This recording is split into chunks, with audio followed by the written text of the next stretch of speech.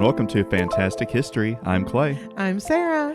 We're a husband-wife duo who enjoy telling each other about amazing events, people, and mysteries throughout history. So I sort of left a cliffhanger on my last episode. Yeah. For this one. My last one was about deadly inventions. Yep. And this is the continuation and conclusion of that. Oh, bother. So there may be no man in history with more complicated legacy than Fritz Haber. Okay. He was heralded in his earlier years because he had an invention that was called the greatest benefit to mankind, and I think you could argue that it was. Okay. His later inventions would bring about the deaths of millions. Uh-oh. And exile him as a pariah to his peers. Oh, boy. So it's pretty complicated. But we have to set the stage as to why his invention was so important. And to do that, we have to talk about poop. Great. Now, poop is pretty cool. Wow. But my God. It's true. All right. Well. But if you're a bird, your poop is so cool that we call it something different. Guano. It's bats, I thought. Bats and birds. Really? I didn't know it was for birds, too. Yeah. Wow. Pretty cool, huh? I mean, Ace Ventura taught me less than I thought. Guano is very cool. Possibly the coolest poop around. It's so cool that in 1856, the United States passed the Guano Islands Act, which enables any U.S. citizen to claim an island that contains a large amount of guano. And the president will have the authority to protect this island with the full power and might of the U.S. military. I literally think you're making this up. I am not. I genuinely don't believe any of this. It is true. In fact, there are 10 islands that were claimed by the United States under this act. And is still in effect today if you want to go out and find one. And these guano islands hold true to their names. They are literally towering formations of bird droppings. Oh, so that's all they are? It's just like a mound of poop? No, like it's not poop all the way down. Poop Island. But these islands do contain massive cliffs that are made of bird droppings. You know, this does bring to mind one of the greatest parts of Jurassic Park. Uh-huh. That's one big pile of shit. They are Yeah. huge. Yeah. But I'm sure you're asking, why would anyone want these islands? I have any number of questions right now, but sure, that's on the list. Because guano contains nitrogen. Mm-hmm. And as it turns out, nitrogen is very, very important. It's the fourth most common element in our bodies, and it's essential to all life on Earth. Now, we get our nitrogen from the foods we eat, whether it be vegetables or animals that eat vegetables. As human populations grew, farms expanded to not only feed families and communities, but entire cities and countries. That means large areas of farmland were being harvested and reused year after year after year. But reusing the same soil removes the nutrients in that soil. Right. That's why you got to add fertilizer to add those nutrients back. Most importantly, nitrogen. Mm-hmm. Because plants with low nitrogen can't photosynthesize as well, meaning the crops are smaller and weaker and more susceptible to disease. Okay. So farms have to add nutrients back into the soil, but nitrogen is difficult to add back because it isn't found in many places. And that's why guano is so sought after, because it is 20% nitrogen, and there are very many large deposits of it, because bats and birds tend to hang out in specific places for safety and feeding and breeding, and it accumulates into a huge amount of poop over thousands of years. So you can literally export it like a mineral. You don't have to worry about collecting it manually. This commodity was so valued and sought after that Spain went to war with Chile over their guano deposits in 1864. So literal wars are fought over poop. Great. As human populations across the world rose, well, there just wasn't enough guano to go around, and there was no suitable alternative to meet the demands of the increasing human population. I hate this. It's not great, It's really gross. but it's true. Yeah, all right. Because really, nitrogen, there's only a few places you can get it. You can get it from manure, you can get it from some seaweeds, but there really was not a way to produce it in mass quantities. There's only a way to mine it, essentially, and it's from poop. Great. So this was going to be a huge problem. By 1900, the world population had passed 1.5 billion. And scientists realized that it would only be a couple of decades until farms could not keep up with the food demands of this population due to lack of nitrogen. Huh. And they would not be able to grow enough food, and this would inevitably lead to mass starvation. And millions would die. Right. So they had to come up with a solution. What was going to save the world? Well, chemistry. Chemists have been trying for the past century to find a way to turn the plentiful nitrogen that's in our atmosphere into a form that could be used in fertilizer. Okay. Because our atmosphere is 80% nitrogen. Huh. So it's plentiful, but we can't use it. But after 100 years of trying, no one had been able to do it. The idea was to break the nitrogen atoms bond with each other so those atoms would bond with another element like hydrogen to form a nitrogen compound. And that was the way that it could be used, like used in fertilizer, right? Mm-hmm. But the energy required to break that bond is very high. Like, for instance, lightning strikes can accomplish it. Okay, yeah, that's pretty high. But humans had not been able to figure out how to accomplish it too, and the doomsday clock was ticking. You love a doomsday clock. Oh, yes. Enter Fritz Haber, born December 9th, 1868. By 1905, he was a professor of chemistry and electrochemistry at the Karlsruhe Institute of Technology in southern Germany. He was married to Clara Immerwahr, who was the first woman to earn a PhD in chemistry. Oh, good for her. They had a son named Hermann, but his future was unknown. And perhaps this was what drove Haber to tackle the problem of nitrogen depletion. In his home lab, Haber built new equipment to handle the intense energy that was going to be required to accomplish this. He treated nitrogen not just to high pressure, but high heat in a large iron tank. In one experiment, he placed a bit of osmium into the tank to act as a catalyst. Osmium is the rarest precious metal on Earth. Ooh. And it's also one of the most dense metals. And during this experiment, his mixture of nitrogen and hydrogen was put under very high pressure and intense heat. And afterwards, when everything cooled off, a little bit of liquid had been created. It was ammonia. Oh, bother. But this is good news. Okay. By 1909, Haber revealed his process to the world, and soon after it was commercialized. A plant in Uppau was producing 5 tons of ammonia per day. Newspapers of the day marveled his discovery, comparing it to making bread from the air. Oh. And the Haber process is still used today.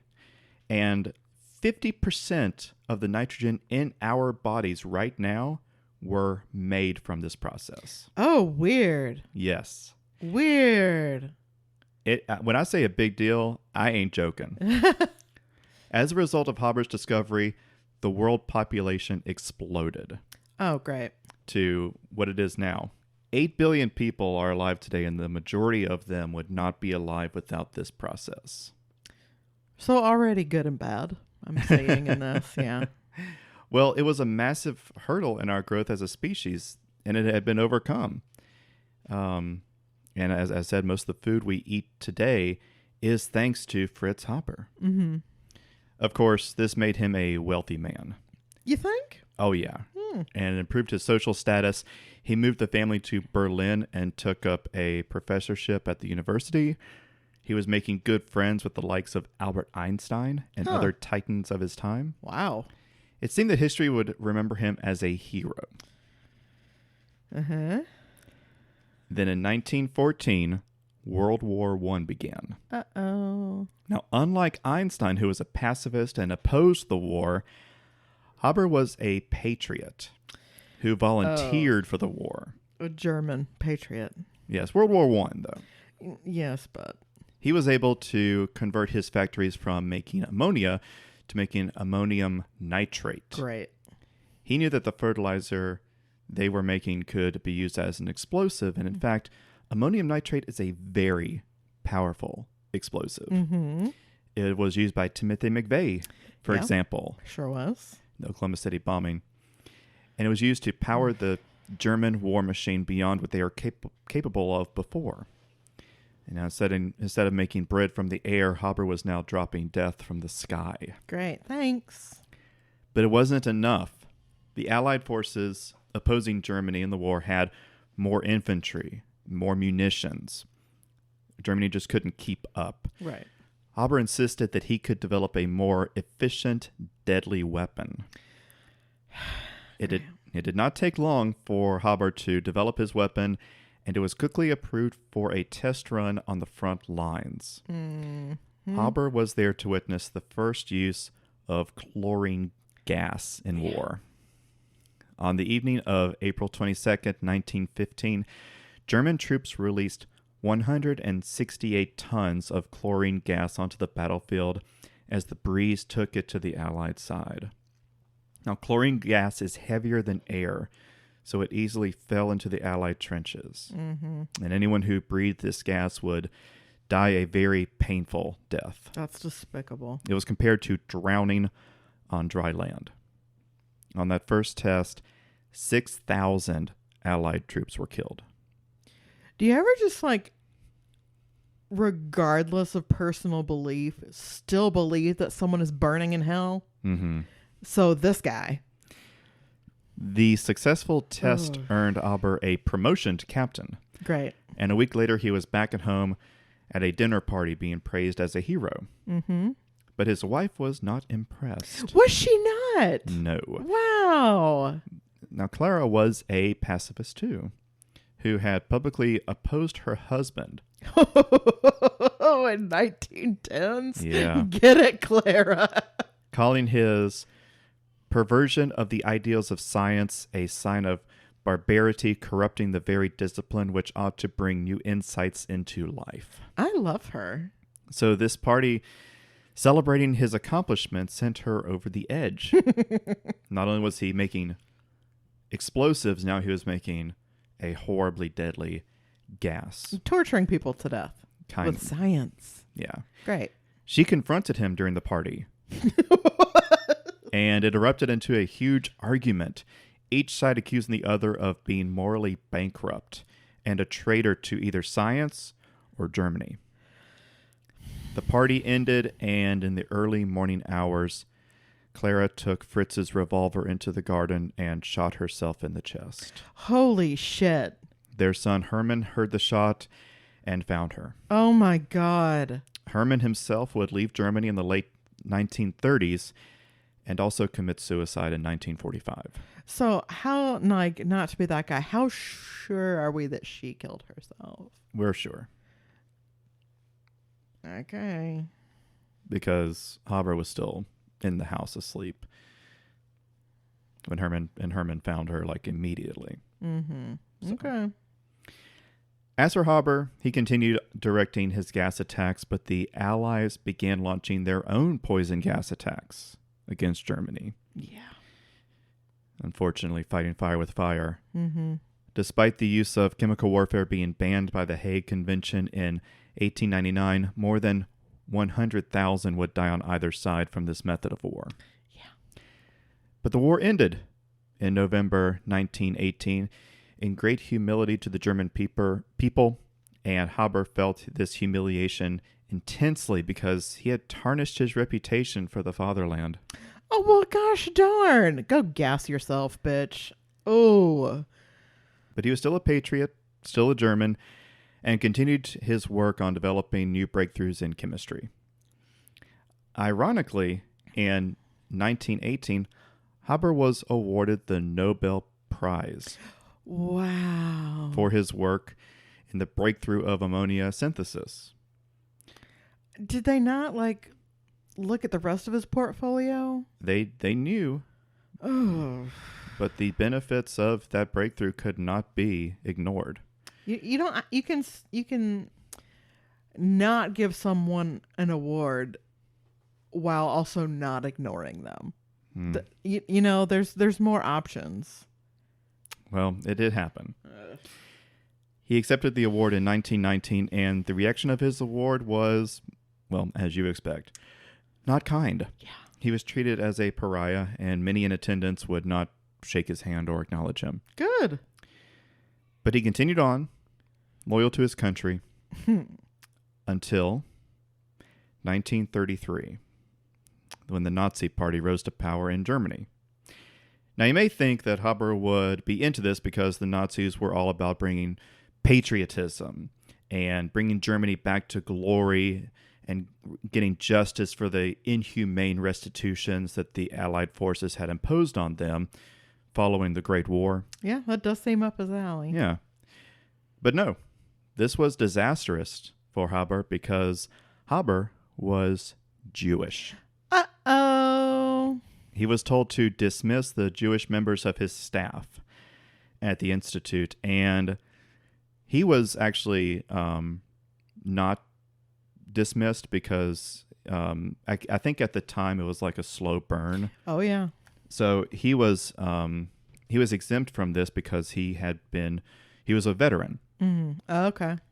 And probably they realized this guy has a lot to offer. Right. But either with solidarity to his staff or seeing the writing on the wall, he chose to resign and leave Germany. Smart. He went to Cambridge University in England, where again he was rejected, treated as a war criminal by his peers. Yeah, because he has one.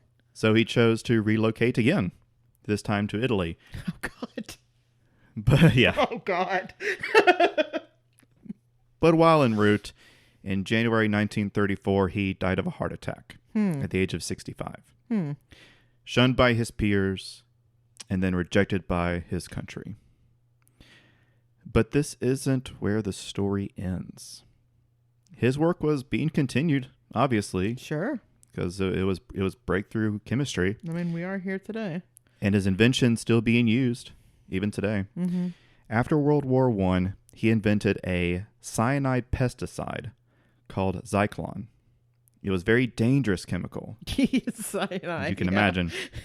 So it was given, a chemical was added to it to give it a bad smell, so that if you were using it and you smelled it, you'd be like, "Oh, I'm inhaling this deadly chemical. I need to do something," Right. rather than just not realize it. Because I think, isn't it true that, not everyone can smell cyanide? Isn't that the one that some people smell almonds and other people just don't smell it? I don't know. You're into all that. Yes, I am. I think it is.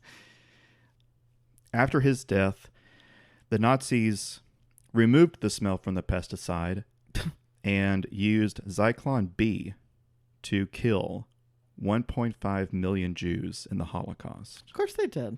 Yeah. Haber's own invention, twisted to extinguish his own family and, had he been alive at the time, himself. Right. Yeah. So there you have it. Way to go. That is the story of Fritz Haber, the man who saved the world and then killed millions. Yeah. I gotta say, I don't feel sorry for him at all. It's pretty weird. Yeah. Pretty weird story. But that is the end of it. Great. And if you are here with us, that means you listened to a whole episode of Fantastic History. Good job. Woohoo! Nice. If you enjoyed it, please like or rate and review us on whatever platform you're listening to. You can also reach us on Instagram and Threads. We are Fantastic H Pod. If you want to send us an email, you can send us an email to fantastichistorypod@gmail.com. Until next time. Bye. Bye.